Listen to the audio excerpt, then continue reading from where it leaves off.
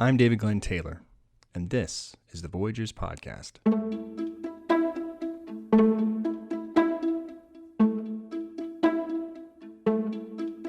Hey friends.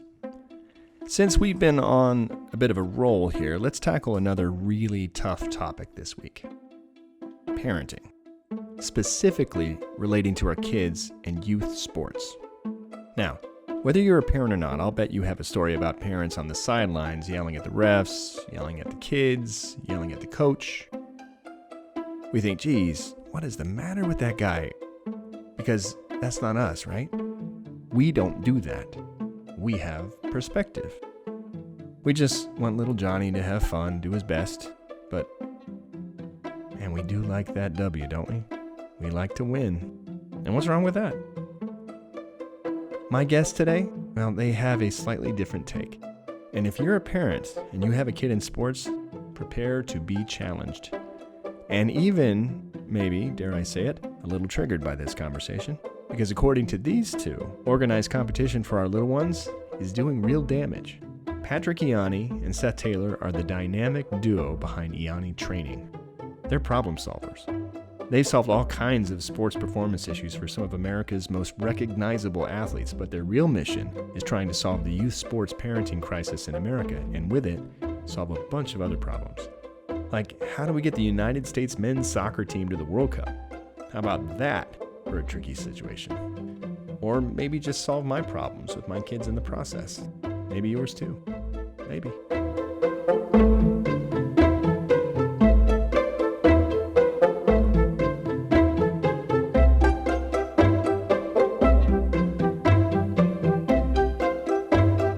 Take us to a game, a typical American youth soccer game. I don't know, U7, 7 and 8 year olds running around on the field. What am I seeing? What am I observing? What do you see when you're there? So you're seeing a lot and feeling a lot of anxiety, I would say. That's coming mostly from parents. Probably at 7 years old, aren't seeing it a ton in the kids. If you were really, really trained and could feel it, if you had that sense about you. But then I would say, and even for the coaches are trying to manage the anxiety of the parents, essentially trying to parent the parents at the same time they're trying to coach, which the fact that they're coaching too is a bit of an issue at 7 years old.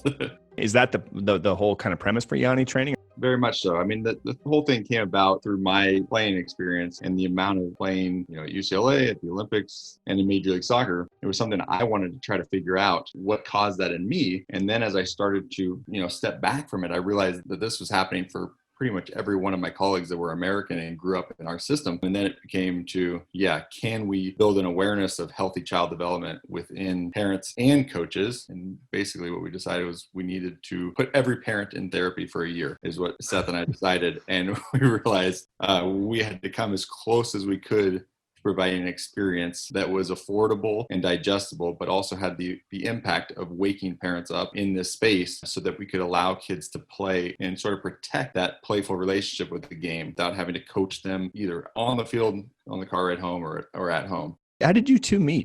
Church. Take me to church.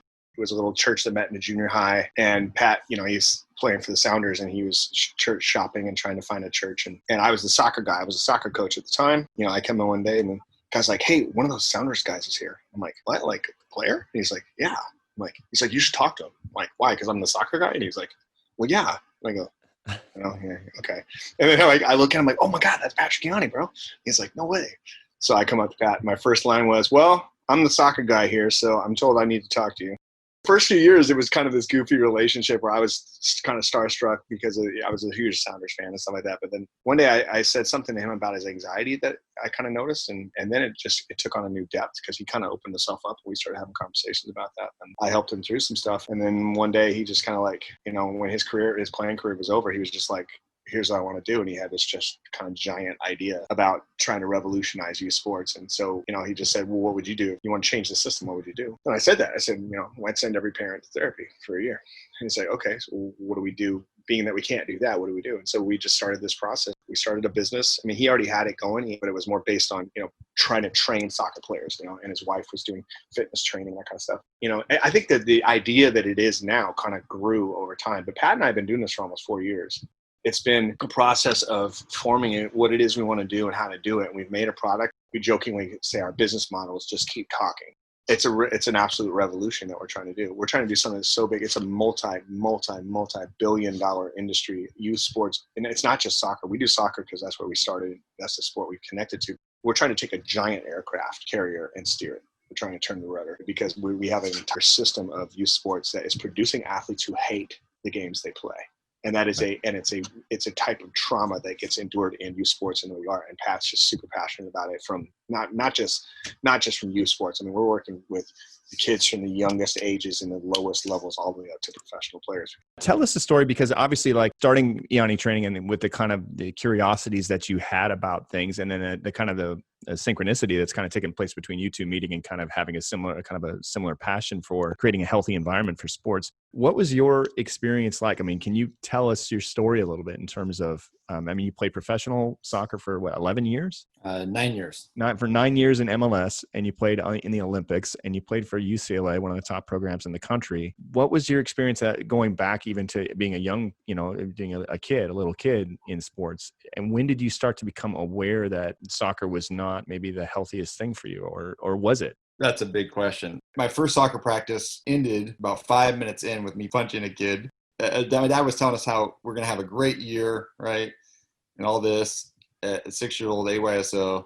And this kid behind me was kicking the ball that I was sitting on. And while he was sitting on his ball, he was just behind me, he was kicking his ball. And I turned around and socked him. That was maybe the last time I really got to process emotion in my youth soccer career. But yeah, I grew up, my brother played, he was 13 years older than me and played at UCLA as well, and played Major League Soccer. The way that I perceive it now is that I grew up watching him receive all this affection and sort of admiration through his performance. Also, he got out of our house, which was a really toxic house. My parents are good people, but their marriage was really toxic. And it's funny because by the time I was 13, 14, I was traveling the world playing for the U.S. youth teams and was able to escape some of that. And then was off to UCLA by the time I was 18. And as I understand it now, the goal of your first 10 to 12 years of life is to get love and safety, and we'll get it however we can. And when you're a big athletic kid like I was at the very beginning, 6, 7, 8 years old, I was in swimming and baseball and basketball and gymnastics and soccer, and was able to get love that way, or a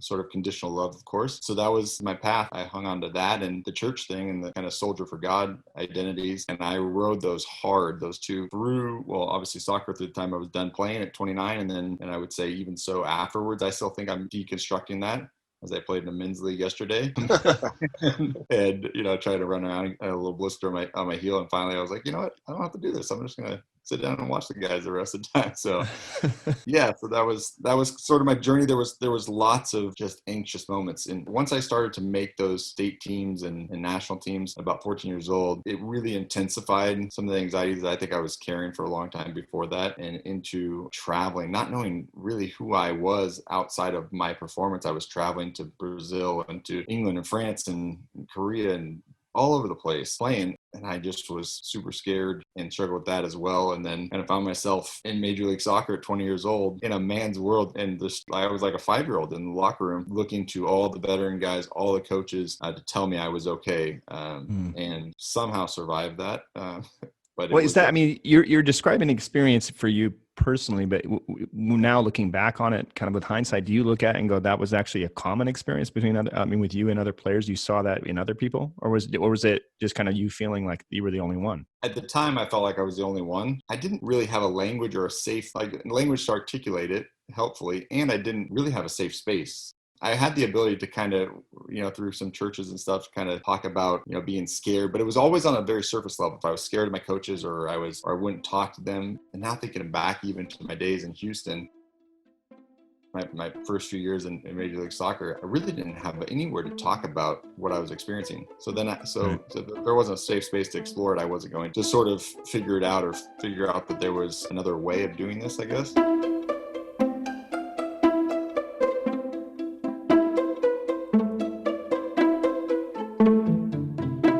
So Ianni Training is doing therapy. You guys both said that you're putting people through a year of therapy. This is the solution you've arrived at. What form does that take, and how realistic is that in terms of, I mean, really honestly, like, because from a real execution standpoint, you're talking about how many people? I mean, youth sports soccer that's the in thing. America. That's the thing, right? Is that it's not possible. You can't be done, right? And if there's anybody out here, I'm sure there's somebody listening here whose kids are playing sports, right? So we're not going to bust in your house and make you do therapy. But right. The idea was this. I coached soccer for 20 years. Pat coached youth soccer. Like, the biggest problem, I mean, far and away, nothing even comes close to the biggest problem in youth sports, not just soccer, is parent drama, is the issue of parents projecting crap all over the field, all over the kids, all over the referees, all over each other. And that is a base level psychological issue. It's an emotional, psychological, I call it psycho-spiritual issue. We're talking about what makes up people at the deepest levels, because parenting is like the deepest thing. And for those of you guys that don't know, youth sports, the industry itself, it's like the inmates are running the asylum.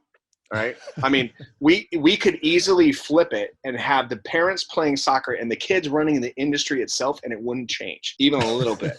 Well, it actually might improve. You never know. It might actually get better, because what you have is people that have been massively traumatized as they were raised in this system, okay, because they played sports at such a young age, and they learned how to earn love, okay, at such a young age, and then they have no identity outside the game, so they end up being the coaches, the directors, the board members. They are the system. So it's traumatized people creating a system that, and expanding a system that is a traumatized system with traumatized parents inflicting more trauma. And so it's just a giant bowl of trauma. Everybody's just puking trauma all over each other. And it's done in the most, I mean, right. we see on Nightline or whatever, you see the extreme examples, some crazy father or some, two parents fighting in a hockey game. I remember one time I got called in to do literally, Ianni Training got paid to do conflict resolution because there was a brawl at a 8-year-old boys rec game. What happened? 8-year-old boys rec game. Well, for one, the score was 32-0. All right. Oh, so that, and when I got called in, that was the first thing I said, well, tell me that, let's figure out. I mean, within 2 minutes, I had people standing up ready to go to blows in the room. I got coaches and directors and board members and stuff, and I just like slam my hand on the table. Are you consulting with the 0 or the 32 team? Well, everybody's in the room. Oh, from both teams. Yeah. There was a black coach, and that was the thing. A lot of it, there was this underlying racism thing was happening. He was experiencing it, but also it was just this whole crazy thing. And I said, all right, everybody sit down. I had to yell at everybody, sit down. You guys paid me to come in here. I'm going to do this my way. And at the end, if you want to fight, I'll let you go. But I said, okay, first and foremost, I drew the score up on the board, and I said, how the hell did this happen? And then we just started breaking down all the things that had caused the administrative circumstances that had allowed for something like that to happen. And by the end, we were all having beers and loving on each other, because everybody realized, like, oh my God, like the system is set up to cause failure, pain, trauma, anger, drama as much as humanly possible. For instance, there's a massive shortage of referees in the country right now, because the ones that are reffing those 8-year-old games are little 13, 14-year-old kids that are training as referees, and they're getting blasted. And so people can't emotionally handle the crap coming from the sidelines. There's very little, almost no attention paid to child development. Pat and I kind of looked into the system and we're going, oh my God, like it's just it's a tornado of trauma. And so first and foremost, we set out to truly understand it. Sure. And what's really going on. And then how do we create solutions? So the idea of putting people into therapy, we're like, well, how do we create a solution that will fit into this system, but it'll be effective? It'll be distributable. It will be digestible. And that's where we started writing books. We created it's a therapeutic guidebook. It's called On Frame, exploring the depths of parenting in the world of youth soccer. And then we created one for coaches called The Coaching Revolution. Finding joy and excellence in coaching. And it's about creating an awakening inside of parents that they can begin to see how the unconscious world plays into the conscious world. So the world of youth sports, like most things, is just most things are unconscious. No parent wants to hurt their kids. And it's weird because when I give talks about this, I usually do like a bell-shaped curve, and at one end I got like the Disney horrible mom, and then at the other end I've got Mother Teresa, and at the top you have like Lori Loughlin, Like, the character, there's that person out there that loves their kids and wants to do the best of them, and they do insane things almost without knowing it, right, to make sure that their kids are successful. And we're speaking to that group. We're trying to wake that group up. The psycho parent that we see on TV kind of acts as a permission giver. It's like, at least I'm not like that. So the whole world has this mild form of insanity, which you as a dad understand. Like, that's parenting is a certain form of insanity. But it is one of those things where we're trying to shift this thing. So it's a very big revolutionary thing we're trying to do. I think over time we started to realize that the scope of what we were trying to do was bigger than we initially thought. Like originally we were like, hey, let's make some money, try to do some good in the world and try to help people. And eventually we realized it's so much bigger than it originally was. We are literally trying to create a revolution to change an entire culture so that by the time him and I die, I would love it if our funerals are packed with people that are just sitting there going, they changed the world. Right. Because youth sports, we're talking about millions and millions. How many kids are playing soccer in America right now? How many organized soccer? Roughly 7 to 10 million. It depends on 7 to 10 million. Yeah. And I would say that 90 to 95% of them are being traumatized. And it's because it's an uncomplicated, mild form of trauma, but it's literally the brain development of a child below the age of 12 is not ready for competition. It is not ready to be in the arena. It is literally. No. Okay, hold on. Okay, I'm going to just play devil's advocate for a second. Okay. Go. I played youth sports. I'm fine. My kids, it's don't be a wuss. Get out there and it's good for my boy. I have 3 boys. It's good for my boy to get out there and to get his ass kicked a little bit and to have to get up off the ground and to have to deal with the coaching and to find that discipline. I know he's only 7, but at 7 years old, I was 7 and I was playing and I'm fine.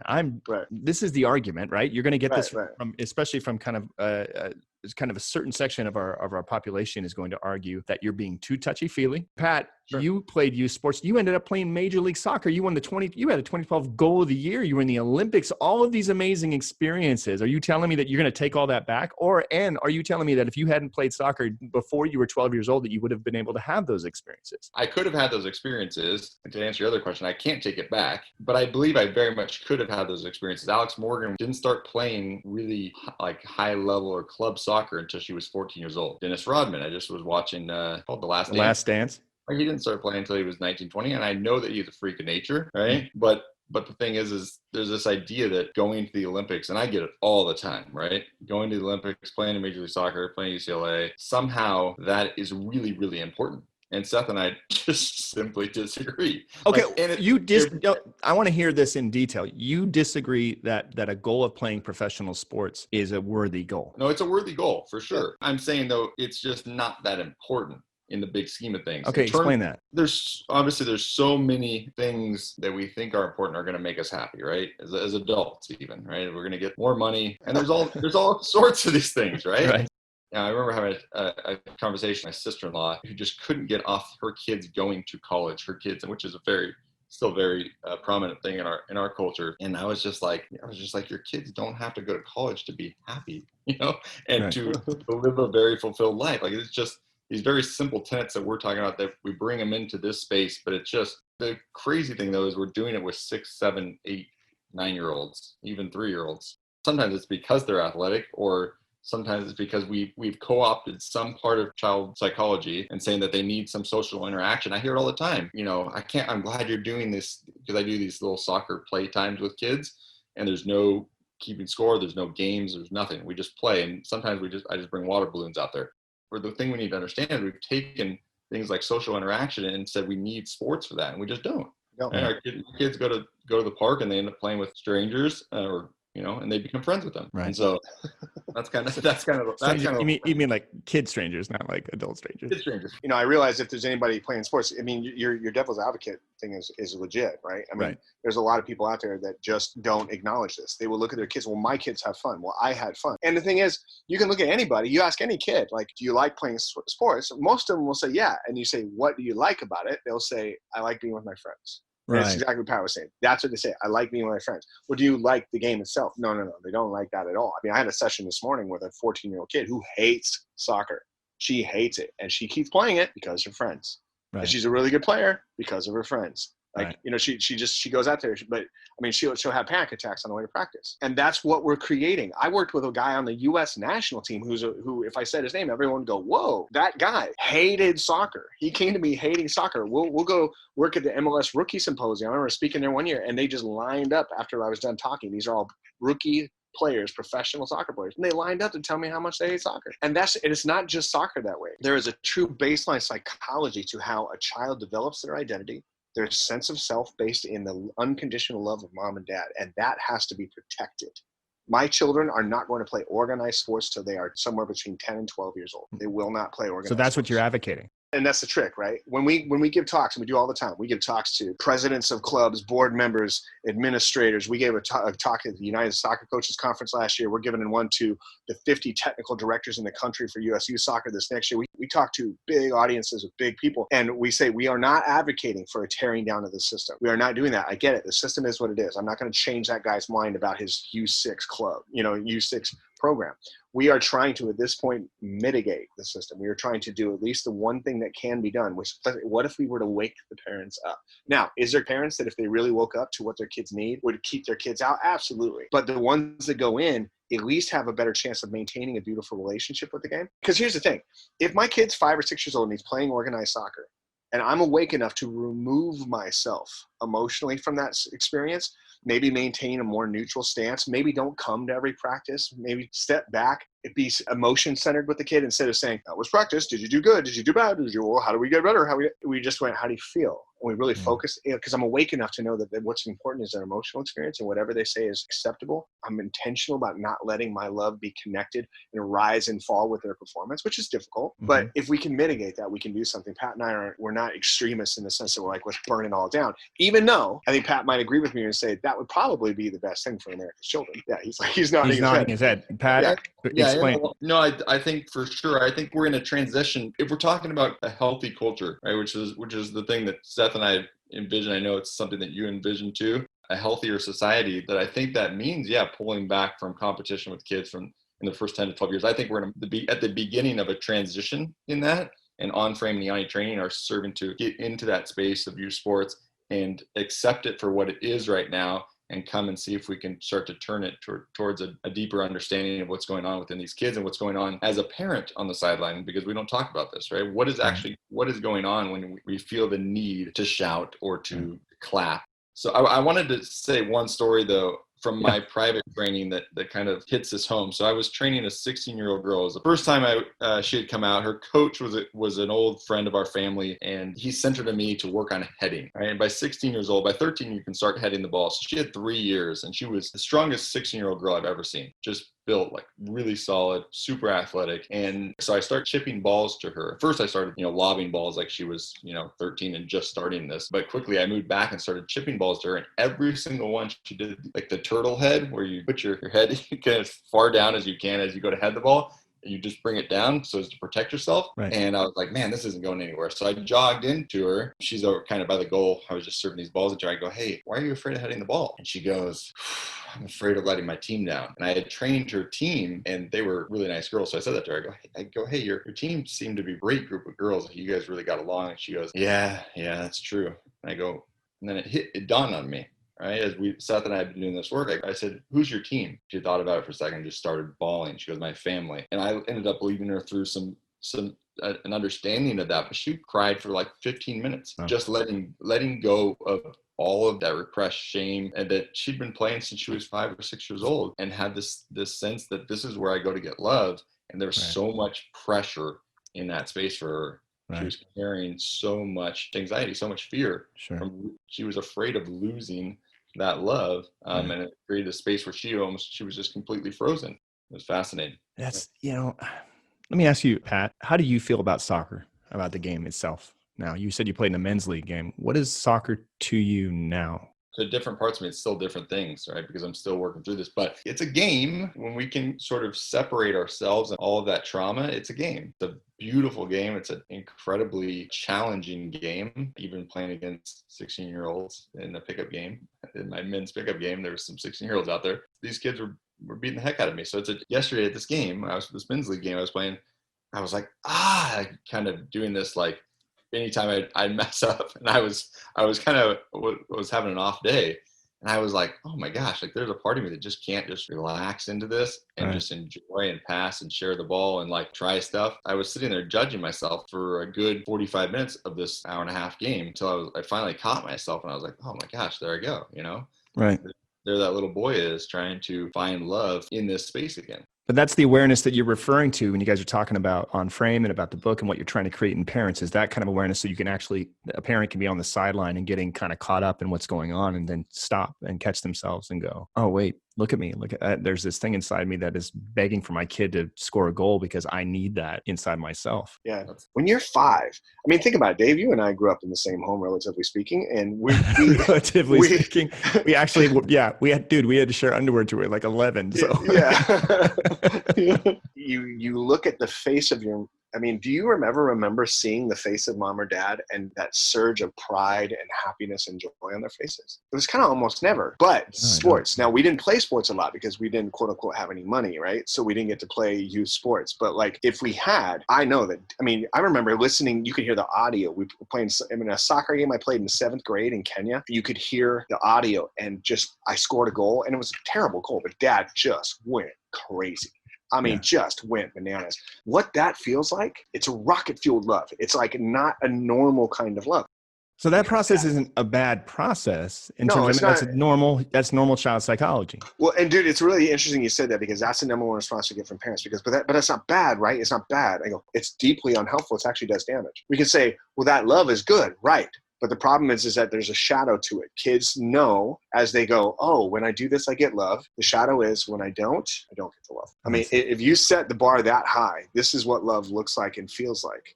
Youth sports provides a space where love takes on a form that is like a unicorn princess on crack cocaine. It's just this insane level of love that you can get through this experience. And it creates this unevenness. It creates almost like a bipolar experience for children. It just goes up and it goes down and it goes up, instead of this ability to just have this even sense of, I am my mother's son. I am my father's son. I am loved no matter what.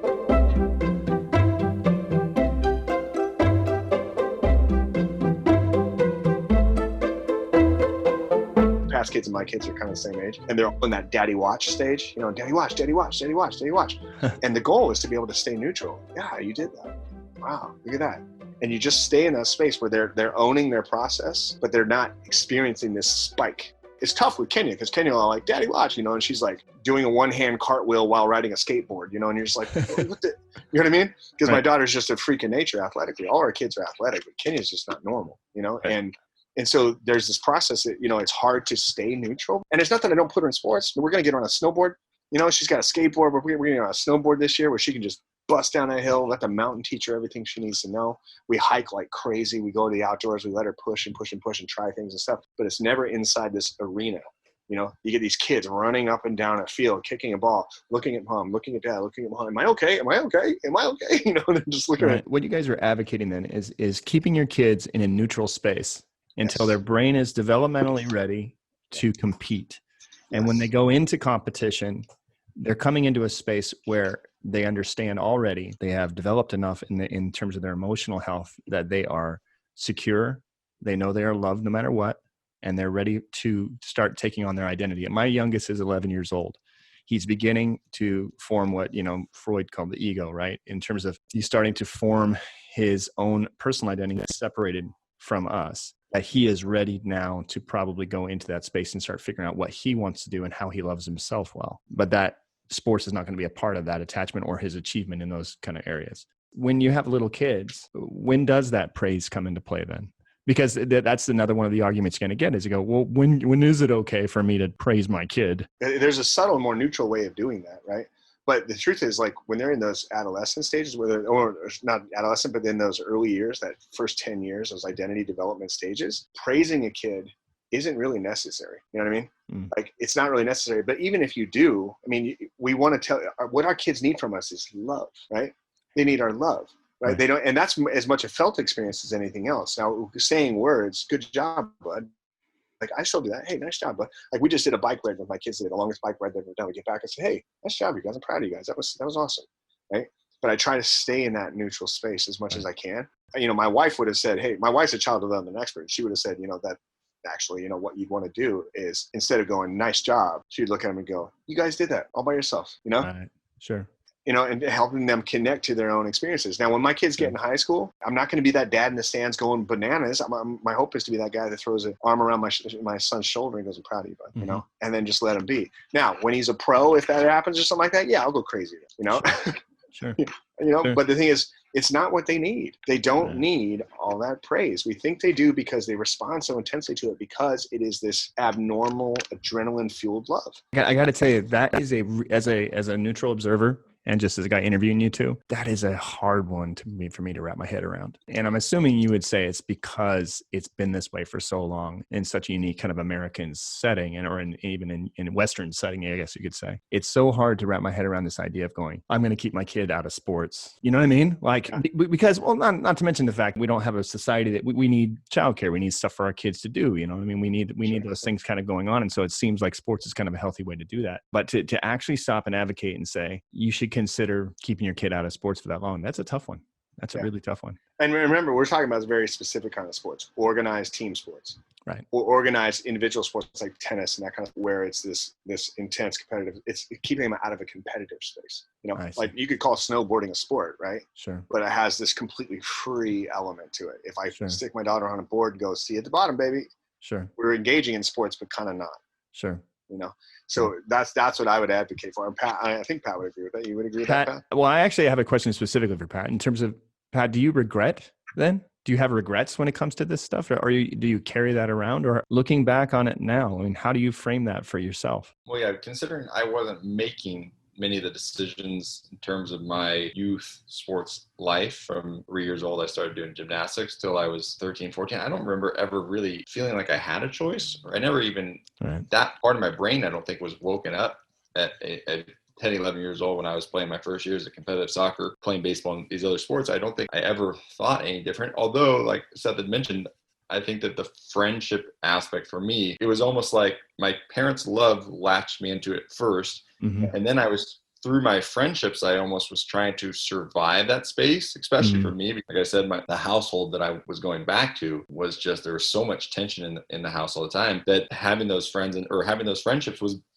better. It was better to be doing youth sports than to be in that house. And so now the question is, 20 years later, are we still in that same space? And to some degree we are. We do need to survive it through putting our kids in childcare and youth sports sort of thing. But I've had a pretty good sample size of doing these kind of soccer play lessons. I don't even know what to call them, right? Because we're doing it under the guise of soccer, but it's really, I'm just out there hanging out with kids for an hour, and it gives that sort of childcare element to it. But the whole goal is for them to feel safe while they're out there. I don't care, and none of it. It's all these these games that we're playing with them that are just like camp games.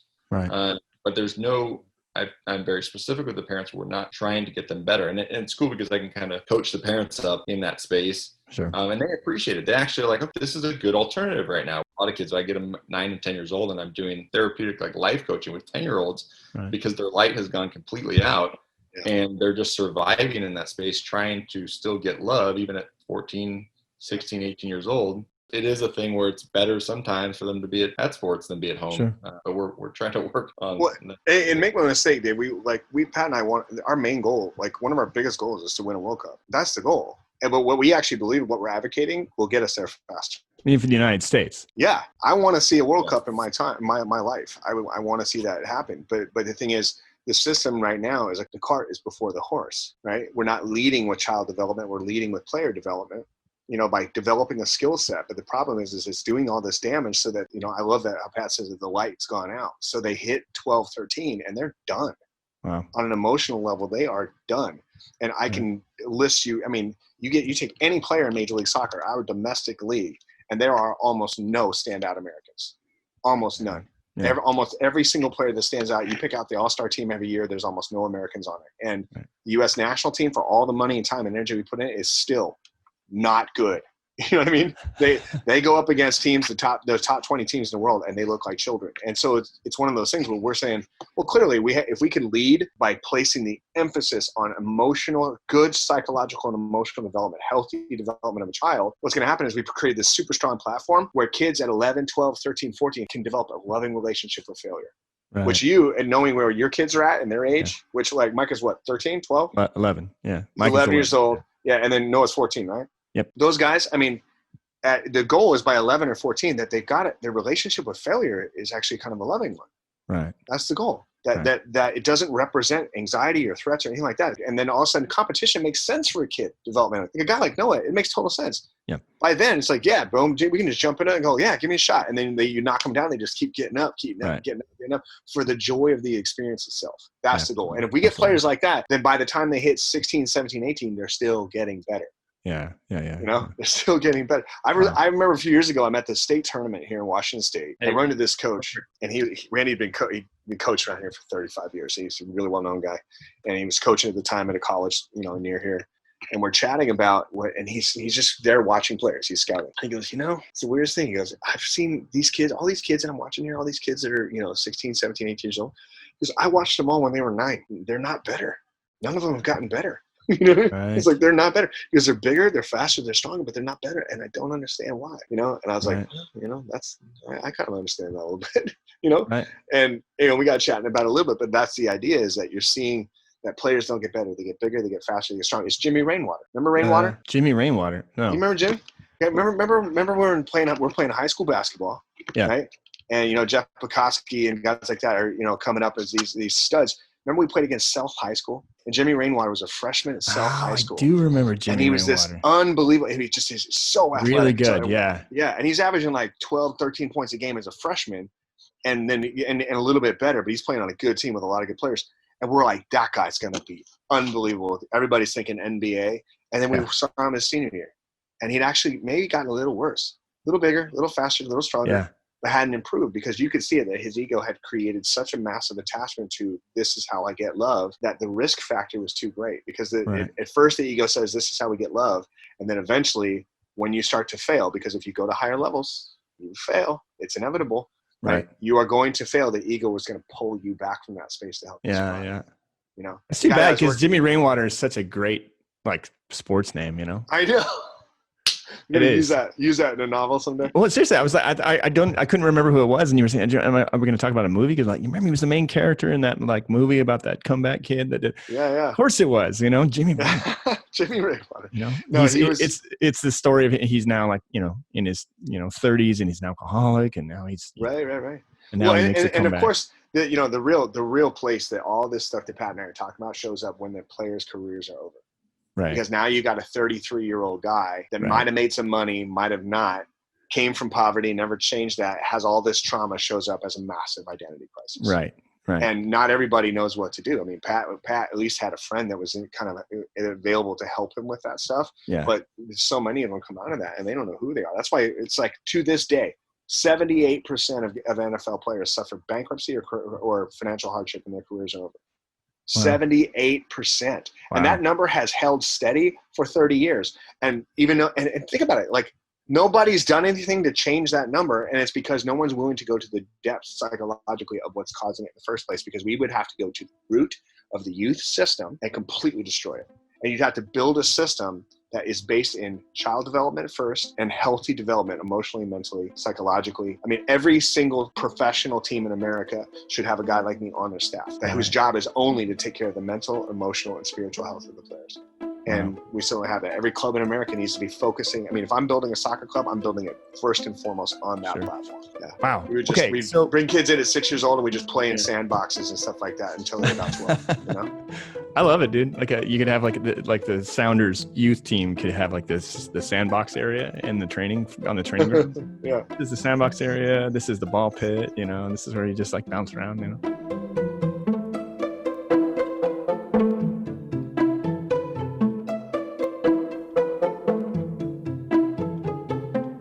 We at the end of Voyagers, the guest gets to kind of give a blessing to the audience in terms of kind of ways to think of whatever. There's no rules, but just if you guys have something, or both of you have something, now's your time. As we were talking about, the mental and emotional health of our kids is sort of everything. As we reach adulthood, or as our kids reach adulthood, being able to do what they're passionate about, and more importantly than that, do something that means something in the world. We have, so many people collecting paychecks, and some that are listening are maybe in that space, but we have to feel safe enough to take that leap sometimes. And if we have kids that are growing up in a system that is traumatizing them over and over and over again, we can do better than that. May you come to recognize that your love for your children is the most important thing in the entire universe. universe, and that you don't need to do anything beyond step back and be a lighthouse, a fixed point of love in the universe. They will continue to come to you, and they will continue to look to your face for that blessing. So as they approach this world of performance in school and sports and all these other things, recognize your love is enough. If this conversation was about you, or about me, or about someone you know, I invite you to go to iannitraining.com and check out the book On Frame. It's a soccer book, but it really applies to just about every youth competition situation, and it will change your life and the life of your young athlete. The Voyagers podcast is produced by Sugar Sled Productions and recorded in Kula on the island of Maui. It's hosted by me, David Glenn Taylor. If you enjoyed what you heard, please rate and review us on Apple Podcasts or wherever you're listening. It helps us a ton. And if you're interested in becoming a sponsor or in supporting this podcast, go to voyagerspodcast.com. Just click the link to become a Patreon supporter, and you can get a cool logo t-shirt or a mug. It's getting cold outside. A new mug sounds nice, doesn't it? To become a sponsor, let's just start a conversation by email at david@voyagerspodcast.com. Next week, we are staying in the sports world, but instead of trying to change the sports experience for kids, we're talking to the guy who is working to change the experience of one of the NFL's most die-hard fan bases. Jason Wright, the president of the Washington football team, formerly known as the Washington Redskins, talking company culture and how to change a legacy. That's next week on the Voyagers podcast. Mahalo for listening, friends.